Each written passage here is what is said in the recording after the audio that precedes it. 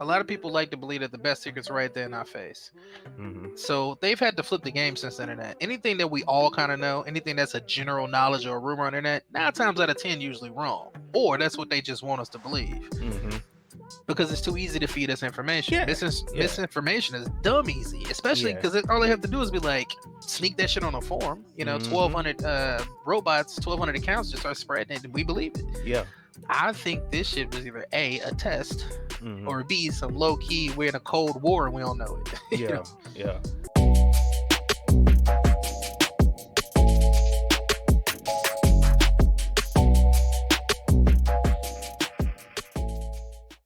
It's been a while. You did no smart home stuff yet? Nah, man, I'm still holding out, bro. Come on, man. I know you got a pie. I know you got a pie over there. Yeah, I got the pie, man, but I just ain't. Man, install Home Assistant. Okay, I'm gonna go down and do it. On the pie. That's what I did. I got like 3 of them in a drawer. In a drawer right up in the room. So here go perfect equation. I ran Home Assistant on the Pi for probably 3 months before I eventually had so many sensors. Because like right now, I probably got 40 sensors in the house. Okay. Or 40 things that read on and off, whether it's a power switch or whatever. So, but a good 10 I was able to do on the Pi. And then you could the Pi itself has a OS called Volumio, and it'll act as just a Wi-Fi media player. So you can have it play sounds, events, doorbells, radio stations, whatever. So what that's allowed me to do is I got my main Pi in the hallway in the server room. I got a Pi out on my patio with a $10 stereo hooked up to it. So when somebody ring the doorbell, it automatically go, it'll let them know if I actually know or not. Okay. So it can tell them, presence detected, please wait, so they don't spam the doorbell.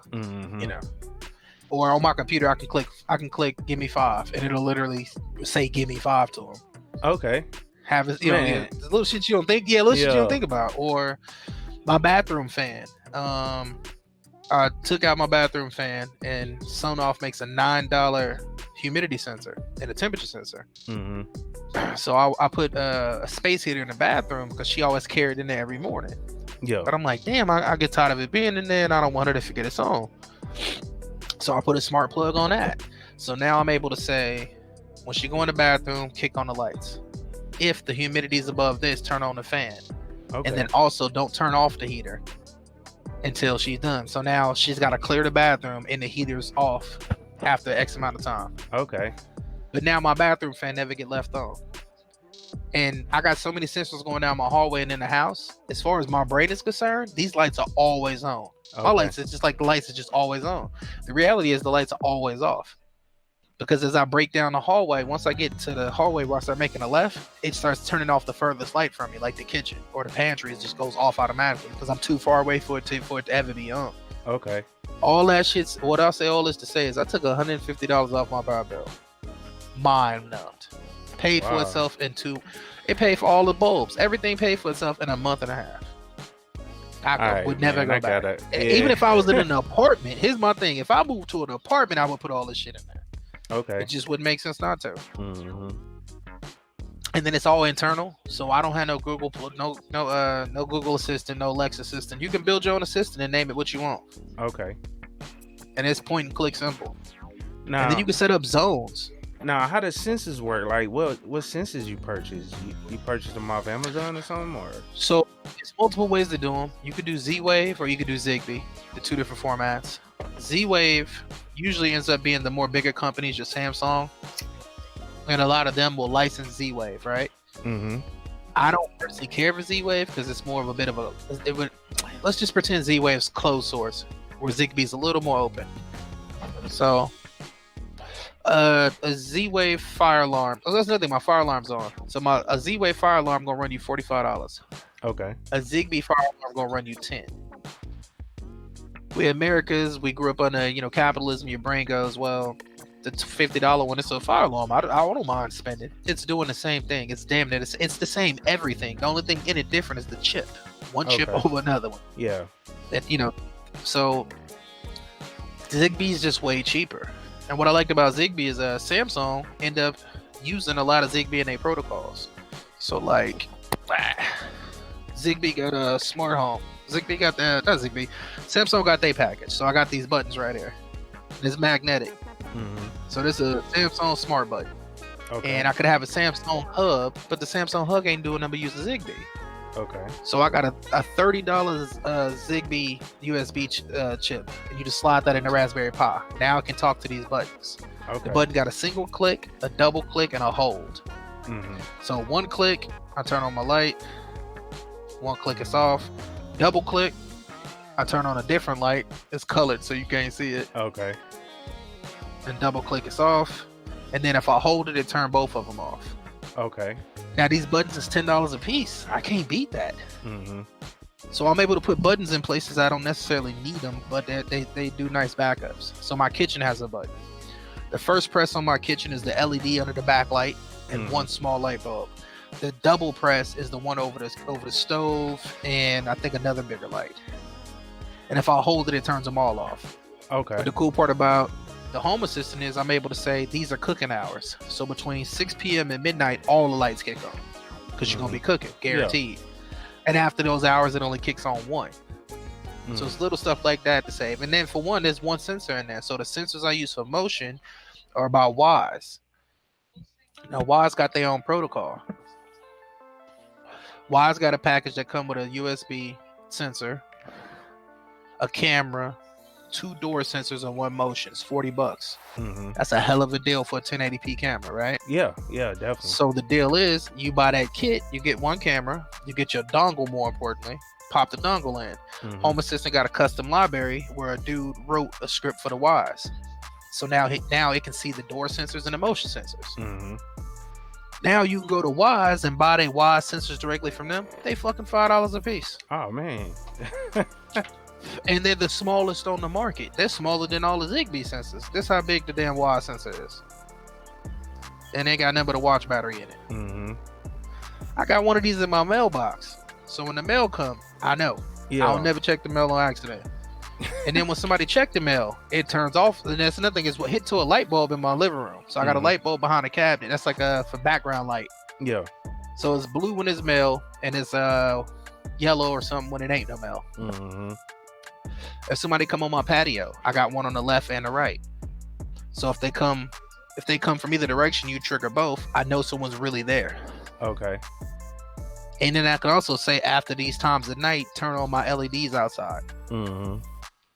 And if it's between 2 a.m. and 5 a.m., then actually beep my phone because ain't nobody supposed to be out there at that time. Yeah.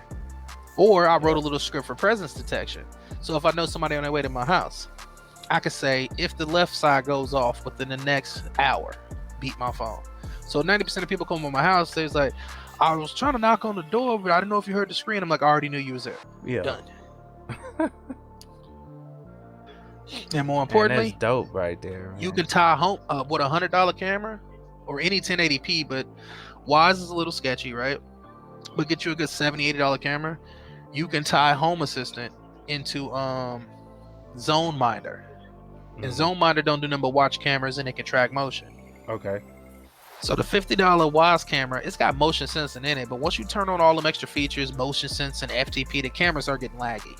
Okay. So you let Zone Minder do it in its own instance, its own shell, what do you call it? Its own container or whatever you use in ZM. And then you can tie in deep learning. So now I go to Facebook and I got everybody face in there. So when you walk past the house, I know who it is. So then I get beeps and pay. Yeah, I'm gonna drive by just to fuck with you. So it's got license plates recognition, it's got car detection, gun recognition, it's got walking and gateway detection. So the way you walk, it can determine if you may or may not have a gun. Yeah, or if you're a threat. Yeah, exactly. If 4 people hop out of a car, so I'm like, oh yeah, I never go back. Yeah, it's time to grab an AK. 4 people. Yeah, I ain't never going back. That's it for me. Yeah, that's what's up, man. I gotta check this out, bro, and start learning this stuff because I know you real heavy on it, bro. I've been on it for 2 years, so I've been that's maybe about a year, But now I got enough, so then now all of my shit is saved into like a PHP, or you can do MySQL, you can do any database you want. You can do graphs, you can do stuff over time. Like this is the part where you'll really get into it. I'll be able to help you with this portion and get you going and get your feet wet so it ain't foreign. And then I think you'd come along and be more used to playing around with the data side of it and being able to play with the graphs. Okay. Yeah, and then you can adjust things based on the statistics that you. Oh my God! It's crazy. Yeah, the amount of power you're gonna save will blow your hair back. My fish tanks, all of them. So then for power, I use Sonoffs.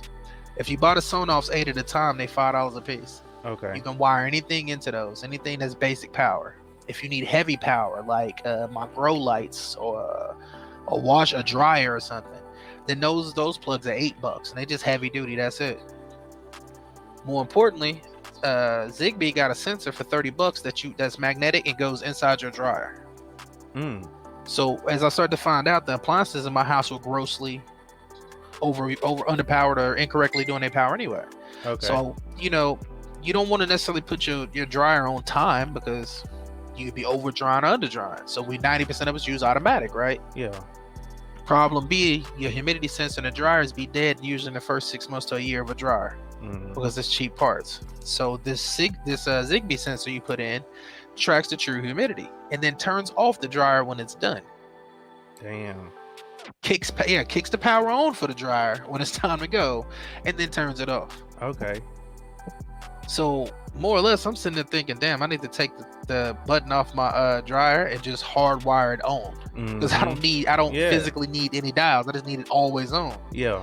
Then I can take that $10 Samsung button and literally put it on top of the dryer and hit start if I just need a button for being in there. Yeah.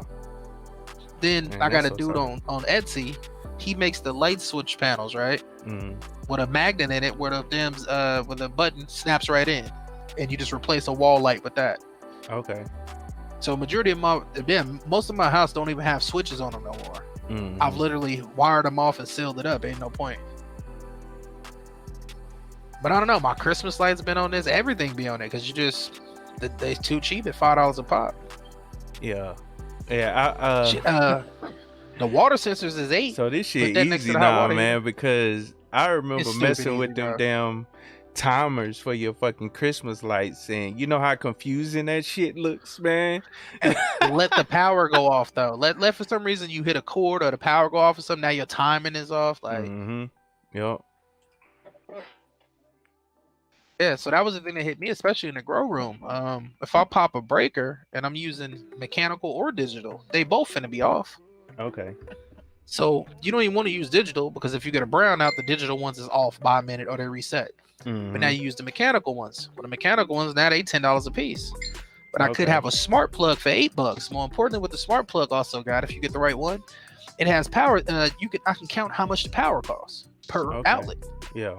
So I know exactly how much it's costing me in electricity. Little known thing that came to me later. Cool, I got I have a temperature and all that in there, temperature, humidity, and fire alarm. What if a digital ballast goes out, but it ain't started a fire yet? I don't want to be notified only when the fire hit the roof and some shit smoked up. Yeah. So what the smart plugs is able to do is say, this was using 600 watts of power forever.